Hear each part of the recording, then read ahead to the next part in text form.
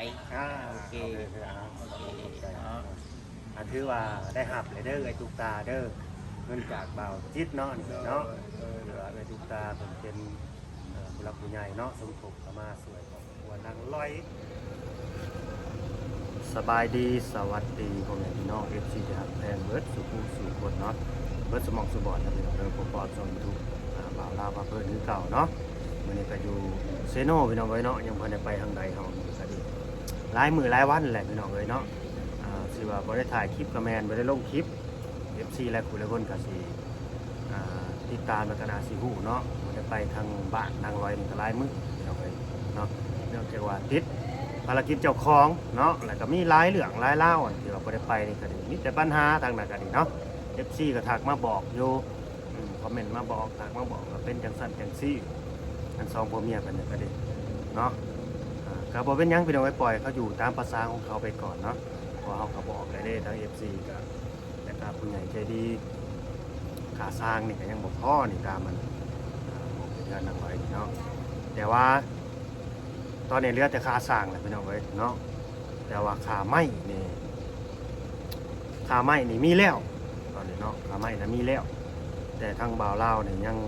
บ่มีโอกาสยังเลยได้ลงไปเนาะได้สั่งไม้แล้วก็ซื้อไม้ไปเพิ่นเนาะแต่มื้อนี้ก็สิมีทางบ่าวจิตเพิ่นเนาะบ่ฮู้ว่าเพิ่นมีหยังสิมาข่าวดียังมาบอกบ่าวลาวบ่เนี่ยก็ยังบ่ฮู้เนาะได้นัดกันกับบ่าวจิตเพิ่นอยู่นี่แหละพี่น้องเอ้ยเนาะตอนนี้เพิ่นก็มาฮอดมาถึงแล้วแหละเนาะก็เพื่อบ่เป็นการเสียเวลาพี่น้องเอ้ยเนาะเดี๋ยวจังไปเว้าไปคุยเนาะไปสอบถามเพิ่นนำกันว่ามีหยังบ่เพิ่นว่า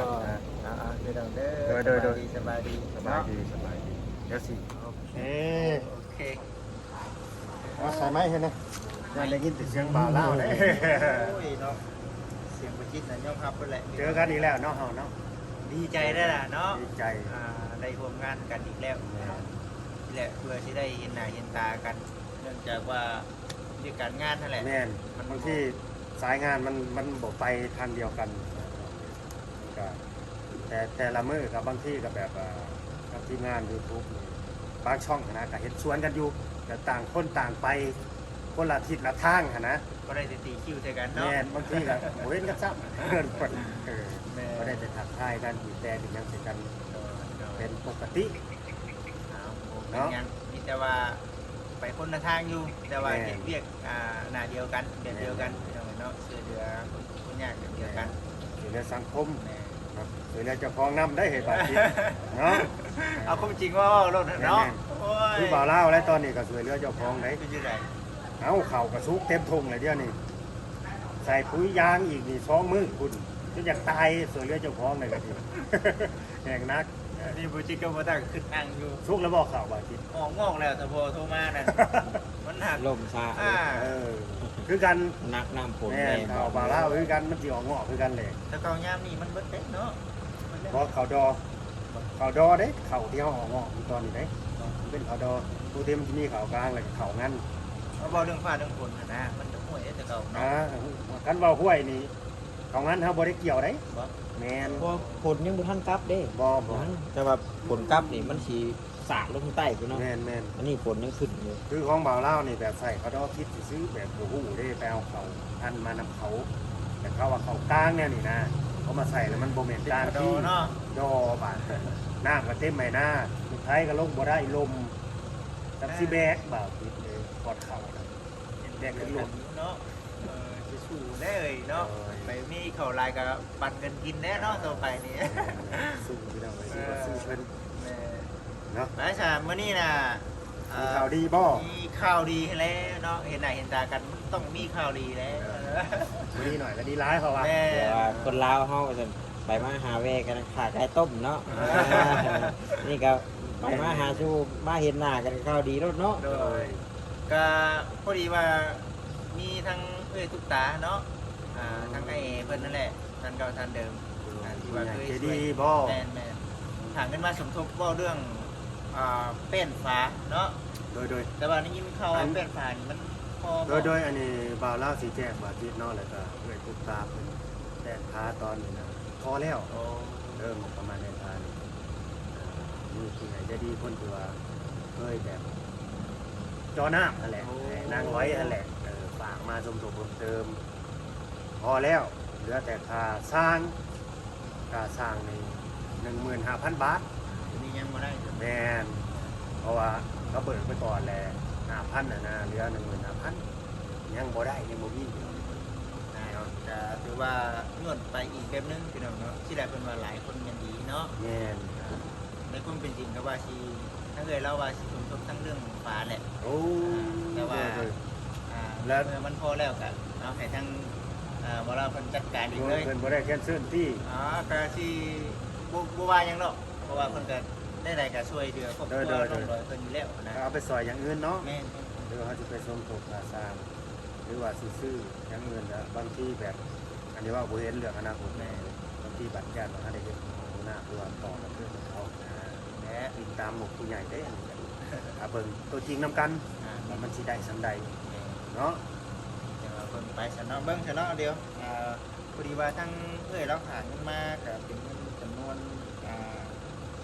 200เนาะแต่ว่าแบ่งไปช่วยครอบครัวนั่นแน่ครอบครัวนี่แน่อันนี้ส่วนอยู่ในของทางน้องดอยนะ100เนาะก็มาเป็นเงินที่บ้านเฮาก็2 ล้านเนาะ2 ล้านกับ1แสนเนาะ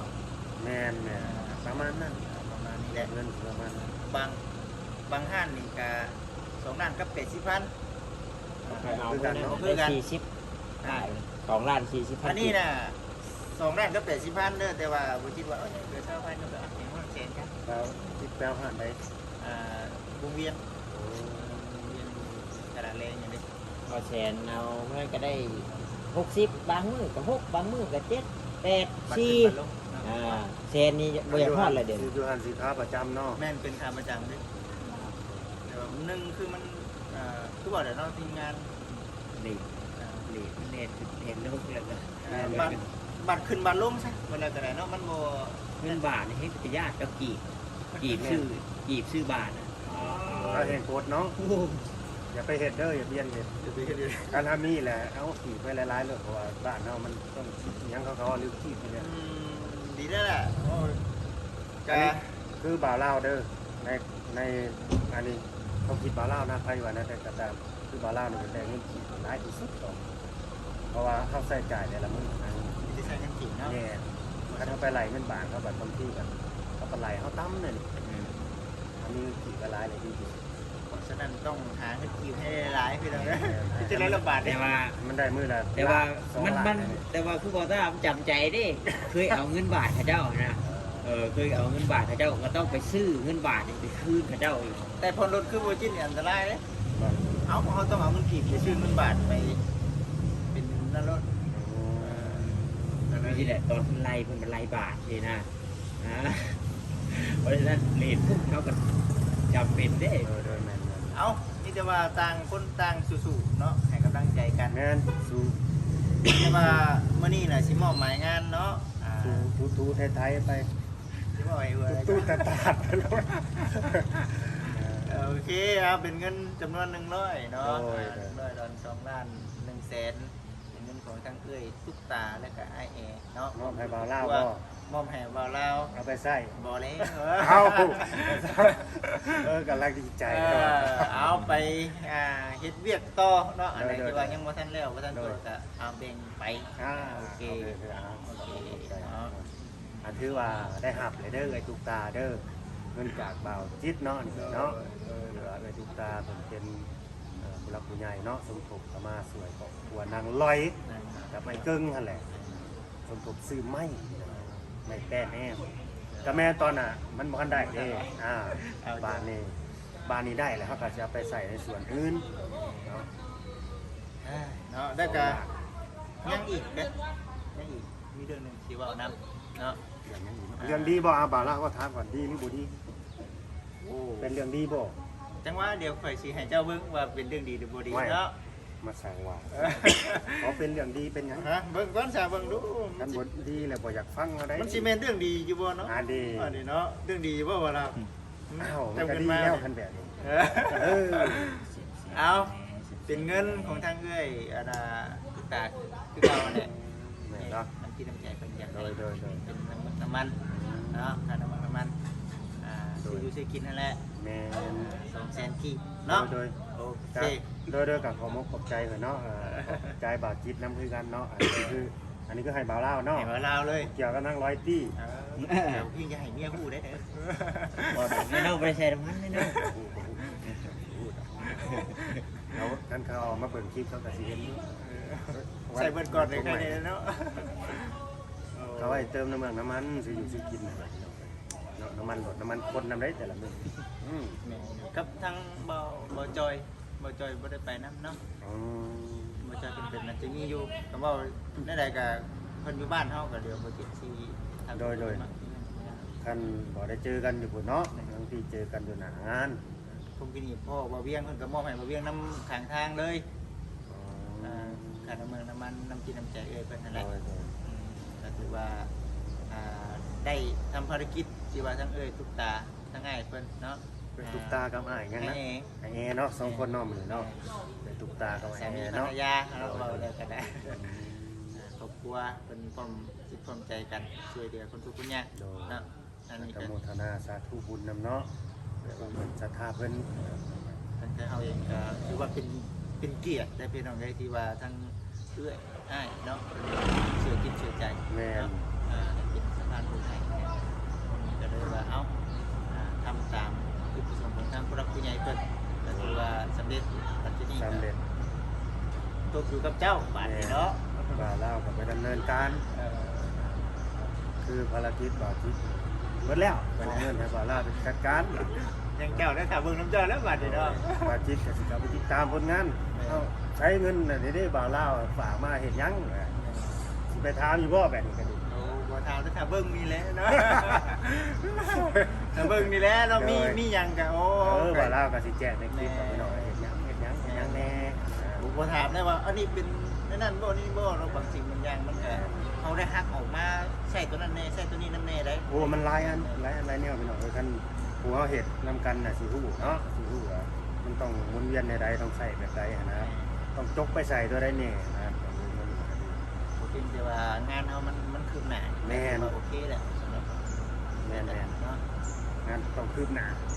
อันตอนนี้ก็สิล่าช้าในจังน้อยคือแบบผู้ใดเป็นฝากเข้ามาทำบุญนี่แหละก็สวยคือตาลายเคสดูแบบบ่าวลาวยังบ่ได้ไปนะ อ้าวได้จ้ะข้าวคิดให้มันแล้วเด้อเวียกเจ้าของ หนึ่งแมนกับอยากจะฟ้องแล้วก็บวกถนนนนทางอีเด้เขาเข้าไปทางบ้านอันนี้ตารางเด้ตารางไปยาก คุยงานเกี่ยวกับนี่ได้เนาะ ไปยากคันว่าคนบนโต๊ะนะพี่น้องนะก็ยังเอาไปได้อีกได้คือรถเขาเนี่ยเขาว่า10,000น้อยหนึ่งแล้วไปบ่ได้ลูก นั่นแหละแต่ว่าในเรื่องทั้งว่าเราว่ามันพอบ่ได้นี่คือพอแต่เงินแต่ว่าไม่ยังเอามาใช้แล้วบ่แล้วแล้วฝากเงิน ไม่ยังบ่เอาไป โอ้ข่าวดีไว้ก่อน โอ้ยแต่ว่าเงินอยู่น้ำปลาเล่าจะพาว่าออกไปทางไหนเด้อ โอ้บ่คิดว่าฮู้สู่โลกเลยล่ะเบิ่งครั้งแล้ว เนาะ เนาะ จะพาว่านั่นมันสิฮอดกูมันนั่งร้อยกับตัว สิบ่เว้าสู่เพิ่นฟังจัง พาว่าออกไป ดีแล้ว ให้เขากระตือรือร้นนะให้เขาคืออยากหาแน่ ก็ลึกๆแล้วก็นึ่งก็น้องน้อยเนาะสำคัญก็ แม่น กระบะเพิ่นได้กับลูกกับเต่าก็ได้ไป คืออย่างที่ฮู้อะไรพี่น้องเขาเป็นคนที่ว่าบ่เต็มบาทบ่ได้เรียนหนังสือความจำก็แบบบ่ดีอะไรมันลงลืมคนตายคืนนะง่ายๆนั่งร้อยนี่คล้ายๆคนตายคืนแบบลมสักเดมเป็นมาหลายคืน ให้ขึ้นเบิ่งว่าเฮาเว้าหยังแล้วก็ไปนำเด้เนาะ แม่นโดย เอาคิดก็ว่าโดยเนาะเว้าถึงก็โดย ไปเบิดจักตัวใดผิดจักโดยถืออันเดียวกันเบิดเลยนะ อาศัยจะอ้ายบุญกึ่งอ่ะนะก็ว่าอ้ายบุญกึ่งบ่เป็นอ้ายบุญกึ่งก็ไปทางเดียวกันเบิดเนาะ โดยไอ้พวกเพิ่นนี่ก็บางคนก็ว่าเราขี้ข้าเราหัวหมอเนี่ยก็มีหลายกรณีอยู่จักสิว่าในใดบ่าวลาวก็ไปเบิ่งไปนำกันนั่นแหละพี่น้องเอ้ยเนาะทั้งไผหัวหมอหัว เบิ่งไปนำกัน นี่แต่ว่าหลักๆเลยก็เราก็ฝากชีวิตไว้นำไอ้บุญกึ่งกันแหละเบิ่งกันละ แม่ เนาะ เด็กน้อย แต่ก็ต้องฝากชีวิตด้วยน้ำผู้ว่าแหละบางทีนางร้อยนี่ก็ยังเว้าเลยได้ว่า อุ้ยขัดก่อยหูเขาสิเอาให้ยังเขาว่าเด้คนแต่นั้นก็ว่าอยู่ได้ เห็นว่าไว้อีกดิ ขัดก่อยหูเขาเอาได้ว่าซั่นขัดก่อยขออนุญาตนี่เลยขัดก่อยหูมันสิเป็นในนี่เขาเอาได้เขาว่าได้นักลอย โอ้ยเนาะแล้วมาโดนมาสักหน่อยเพราะว่าคิดฮอดผัวเพลงผัวอีกแล้วสิ ที่คำที่นางเว้าไปน่ะนางลืมได้ถ่ายนางลืมไปเลยนางลืมได้จำบ่ได้ว่าจะฟ้องเว้าอย่างไงแต่มันสิ แล้ว แม่นสิเว้าไปตามเวลาที่ว่าอารมณ์สงบมันเว้าแบบมันคิดได้นะแล้วก็เว้าออกไปก็ลืม คือเฮาผูไปอยู่ใกล้ๆหรือว่าเคยไปเห็นไปเบิ่งเขาผูว่าเราเป็นนั่นนั่นนี่ก็เลยเข้าใจเนาะ ง่ายคือสบายนะคนไปเรื่อยกับคนกับโบซาแล้วเนาะ แม่น แล้วสิบอกไปแบบใดก็ยาแล้วสิ แม่นตามภาษาของเขาฮัลโหลเขาก็แม่นแต่คนบ่เต็มอะนะหรือว่ามันเกินแบบ เนาะ แม่น เอาอันนี้ก็อาจจะว่าแล้วก็เป็นบุญของเพิ่นซะเนาะพี่น้องเนาะที่มีทางผู้รักผู้ใหญ่เป็นสุดช่วยนี่ก็ได้ เป็นบุญเขาแหละ เป็นบุญของเพิ่น บุญของเขาเป็นวาสนาเขา ท่านผู้ใหญ่เป็นบ่ซอยนี่โอ้ยยังสินักเนาะ แม่นเป็นบุญวาสนาเขาแหละ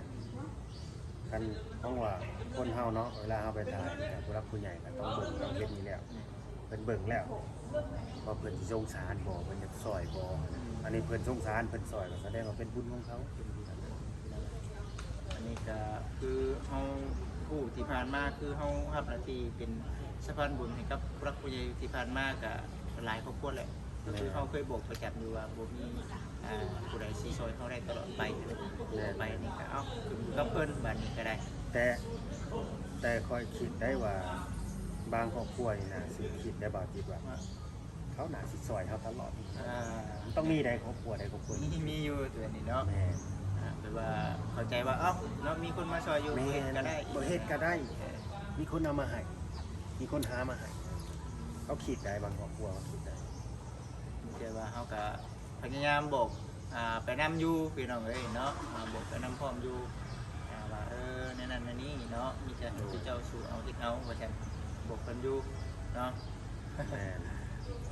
เนาะบัดนี้สิกลับบ่บัดนี้สิกลับเมื่อบ้าน ไปสิไปเวียกต่อไปเวียกต่อยังบ่ได้กลับเพื่อนกับผู้แหละประมาณ5-6 โมงแรงพุ่นแหละ เลยเนาะ แต่ว่าสิไปเวียกต่อ ทั้งเมื่อใดสิได้ไปบ้านน้องดอย มื้ออื่น อื่นบ่ คิดว่ามื้ออื่น ว่ามื้ออื่นเนาะ โดย ได้ออกไปเราติดตามสั่นที่เราเวเนาะว่าสิเป็นยังไงมื้ออื่นเนาะ แม่นเพราะว่าทั้งบ่าวลาวก็อยากสั่งไม้สั่งหยังไปให้แต่ว่าไปอ้ายไปหยังให้เขามันแล้วนะบาดจิตบัดแล้วเขาก็สิได้ค่าสร้างได้บัดนี้บาดจิตได้ได้ แม่นบอกกันเขาบ่จะรอ ต้องเธอชา เดี๋ยวมันแนวไหนได้บ่าวตา เออ แล้วมันจะได้ค่าสร้าง เพิ่นเฮ็ดได้เพิ่นเฮ็ดได้ แม่ อันเรียกของช่างนี่มีแต่แอมพานี่แม่นบ่ นี่พาอะไรก็ตอบเส้นจากชี้ที่เขาแฟนคือจบเลย ต้องได้จ่ายเงินเขาหมื่น ซื้อไปแล้วเพิ่นก็มาเฮ็ดคือจบ น่า เลย จบเงินได้บาทเนี่ยมันในแม่บ่าวลาวปัจจุบันอันนี้ ดีเลยคาโปแล้วล่ะไม่แต่ว่าอยากดึงไว้น้ำแน่นั่น กระดึง เนาะ ไว้แบบว่า ต้องขอโทษครับเนาะอุรักอุใหญ่นะบางที่เขาว่าฝากเงินไปแล้วคือบอกไปดำเนินการยังเพื่อเนี่ยนะเขาก็แบบ คือหลักจุดหนึ่งก็คือค่าสร้างบ่มีนะ โอ้ เนาะ เขาคือถึงที่นี่เนาะ เนี่ยก็เลยแบบ พอได้แก้เนี่ยว่างานเนี่ยยังบ่แล้วนะ เงินยังบ่ทันได้ดี เงินก็ยังบ่ได้เพราะว่าเขาเบิกไว้น้ำแน่อย่างประมาณนี้นะถ้าว่าเงินสร้างมีแล้วในธงบ่ยากก็ ซื้อมาเลยเห็นเราเห็นโลดดีเห็นแล้วจะเอาเงินโดนเนาะ คือเห็น เนาะ แม่นคือเห็นเป็นเว้าอยู่ว่าจะเบิกเงินเบิกหยังอยู่จะเบิกเงินเบิดเนาะสั่งทางสร้างบาร่าก็คิดภูมิใจอยู่ตอนนี้ก็ 15,000ติ แม่นแห่งนี้มาน 15,000เป็นเงินกีบบ้านเฮาเท่าไหร่จ้ะเลข8ผู้85 จะเข้า10 ล้านบ่ได้ป่ะจะเข้า10 ล้านกี่ได้ ตังเนาะ แม่นนะตื่นเนาะ 500ล็อตเนาะ แม่นประมาณนั้นแหละ ประมาณนั้น 100 ดอลอยู่เนาะ ยังมาช้าแต่ว่าก็ที่ยังบ่ทันได้เข้าดำเนินการปานใดนี่คือในเรื่องช้าเนาะ โดยบาร่าก็สงสารสารได้เห็นใจเขาเหมือนกันได้เพราะว่างานนี้มันจะว่า 80%เลยได้งานอะไร กับโบตี้ทั้งสร้างเลย เขาคิดเขาก็เจ้าก็อยากได้เงินนะในเรื่องที่เขาเดือดร้อนในเรื่องว่าครอบครัวเขาเจ้าเขากระถางเงินนำทางเขาเนาะ แม่น ในเรื่องที่เขาก็คือเห็นน้ำอยู่นะที่เลี้ยวไว้ในท้อเนาะมันมีเงินซื้อเขาซื้อน้ำดิบริษัทนะคิดเชื่อว่ามันต้องเป็นอย่างนั้นเนาะมันเป็นอย่างนั้นนี่แหละ แล้วก็ต้องคิดเห็นใจเขาใจเฮานะ แต่ว่าคิดได้เนาะอันนี้มันคือเขาก็เห็นเพื่อว่ายันพระเจ้าสีถาเนาะแต่ว่าเขาคิดแล้วแต่บัดมันบ่คือเวียงยังบ่ทันได้แล้วได้เนาะ แม่นบางทีสร้างนี่ยังบ่เข้าใจได้ว่าคือเพิ่นสั่งว่าเอาไม้เข้ามาเด้อหัวหน้าว่าซั่นเพราะว่าบ่าวลาวนี่แจ้งไปแล้วว่าเบิดในเด้อเงินซื้อไม้ซื้อซั่นถ้ายังสั่งเคยใดแล้วคิดว่าบ่าวลาวนี่มีเงินบ่วะเอาไม้เข้ามาเด้อบ่หัวหน้ามื้อนี้จังได๋มันเฮ็ดมันแล้วๆได้เพิ่น สร้างกระเด้งอยู่เนาะ เร่ง เด้งเหมือนกัน เล่งพี่น้องเอ้ยบ่แม่นครับบ่เล่ง แต่ว่านั่นคือในเรื่องสร้างค่าสร้างในพี่น้องเด้อเนาะ โดย ก็ได้ว่าอยากคอยเป็นคนไปก่อนมาสั่นนะยันแบบว่างานแล้วเรียกแล้วบัดยันกับเจ้ามาถามทางในเล่าบัดยันบ่มีให้เรายันบ่มีให้กับเจ้าแล้วเขาสิมาโทษเจ้าแล้ว บ่ บัด แล้วเนาะนะก็สิว่าต้นทุนสร้างบ่อย่างประมาณนั้นนะครับพี่น้อง เรียกก็แล้วเงินคือบ่ให้บัดแฮงกระเตกแล้วบัดเนาะ แม่นครับคันเขาว่าออกมานี่มันก็แม่นของเขาเบิดได้ เราบ่เข้าใจได้เนาะ แม่นเฮาไปเที่ยงเขาบ่ได้ครับ เราบ่เข้าใจได้ว่าเฮาบ่มีเงินเนาะในเรื่อง โดยนอกจากคนสิเห็นใจกันนะครับเงินบ่มีจังให้ข่อยเฮ็ดอีหยังปัจจุบันอ้าวแม่นของเขาเบิดเลย แล้วติเนาะ ฮะ ไปฉันเนาะ โดยการขอบคุณเนาะขอบอกขอบใจทางไปทุกตากับอ้ายแอ้พี่น้องเนาะที่ช่วยเหลือสมทบเงินเข้ามาในมื้อนี้เนาะจำนวนเงิน100เนาะ100เหรียญหรือว่า2,100,000กีบเนาะเพื่อสิไปช่วยเหลือครอบครัวนางร้อยกับไห้เกิ้งพี่น้องเนาะให้เพิ่นโดยให้เพิ่นอยู่ดีมีแรงสุขภาพแข็งแรงแล้วด้วยเนาะคือพวกเก่าเด้อไกเด้อเนาะยังทำยังกายเดินเนาะไปขอให้ค่าให้เจริญเรื่อยๆเด้อ สาธุดีมีแฮงดีมีแฮงเนาะไปฉัน ฝากคิดคือกันเนาะให้อยู่ดีมีแห้งให้เงินยิ่งปังๆเนาะรักคุณใหญ่มาทำกับสู่เจ้าเนาะไปมาคามาไปของด้วยกัน เช่นกันเด้อเช่นกันเอาคลิปนี้ก็สิได้จบบางนี่ได้แหละเด้อพี่น้องเด้อเนาะอยู่ดีมีแฮงอยู่ดีมีแฮงเด้อ โดยสบายดีพี่น้องสบายดี สบายดีเด้อบัดนี้เด้อปึ๊บ